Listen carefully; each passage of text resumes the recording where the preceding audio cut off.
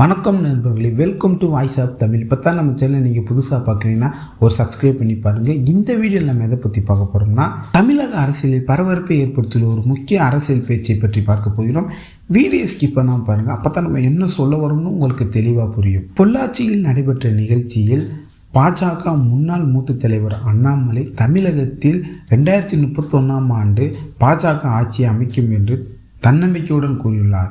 இந்த பேச்சு அரசியல் வட்டாரத்தில் பெரும் விவாதத்தை ஏற்படுத்தியுள்ளது.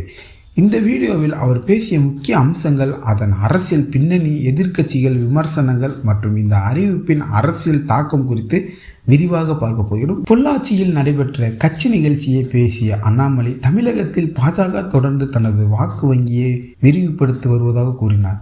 அவர் பேசிய முக்கிய அம்சங்கள்: 2026 தேர்தல் கட்சிக்கு முக்கிய அடித்தளமாக இருக்கும். 2031 சட்டப்பேரவை தேர்தலில் பாஜக ஆட்சி அமைக்கும் இலக்குடன் செயல்படுகிறது. ஒவ்வொரு மாவட்டத்திலும் கட்சியை வலுப்படுத்தும் பணிகள் நடைபெற்று வருகிறது. இளைஞர்கள் மற்றும் பெண்கள் மத்தியில் பாஜகவுக்கு ஒரு ஆதரவு அதிகரித்து வருகிறது. அண்ணாமலை நேரடியாக 2031 குறிப்பிட்டு பலரது கவனத்தை ஈர்த்துள்ளது. அரசியல் ஆய்வாளர்கள் கூறுவதாவது: கட்சி அமைப்பை வலுப்படுத்த நீண்டகால திட்டம், அனைத்து தொகுதிகளிலும் நிரந்தர அமைப்பை உருவாக்கும் முயற்சி, புதிய தலைமுறையை ஈர்க்கும் அரசியல் உத்தி. பொள்ளாச்சி மற்றும் கொங்கு மண்டலம் தமிழக அரசியலில் முக்கிய பங்கு வகிக்கிறது.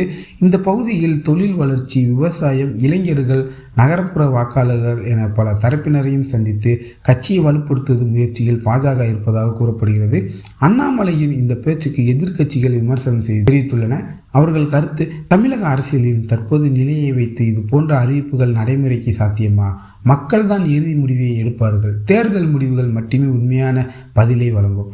இதற்கு அரசியல் ஆய்வாளர்கள் என்ன சொல்கிறார்கள்? நீண்டகால இலக்கை அறிவிப்பது கட்சி தொண்டர்களுக்கு உற்சாகத்தை அளிக்கும். அதே நேரத்தில் ஆட்சியை பெற வலுவான கூட்டணி அமைப்பு, மக்கள் ஆதரவு ஆகியவை அவசியம்.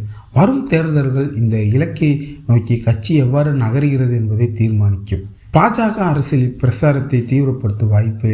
மற்ற கட்சிகளும் தங்களது தேர்தல் திட்டங்களை வேகப்படுத்தலாம்.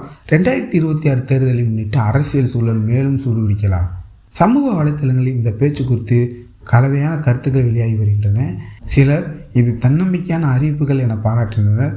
மற்றவர்கள் தேர்தல் முடிவுகளே அனைத்திற்கும் பதில் என்று கூறுகின்றனர்.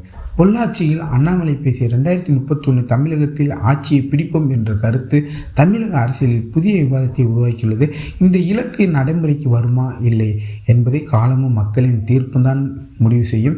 இந்த விவகாரம் குறித்து உங்கள் கருத்தை கமெண்டில் பதிவு செய்யுங்கள். இந்த வீடியோ பிடித்திருந்தால் லைக் பண்ணுங்கள், ஷேர் பண்ணுங்கள். அப்படியே நம்ம சேனலுக்கு ஒரு சப்ஸ்கிரைப் பண்ணி கூடவே அந்த பெல் ஐக்கானை கிளிக் பண்ணுங்கள். நன்றி. மீண்டும் ஒரு புதிய வீடியோவில் சந்திப்போம். வணக்கம்.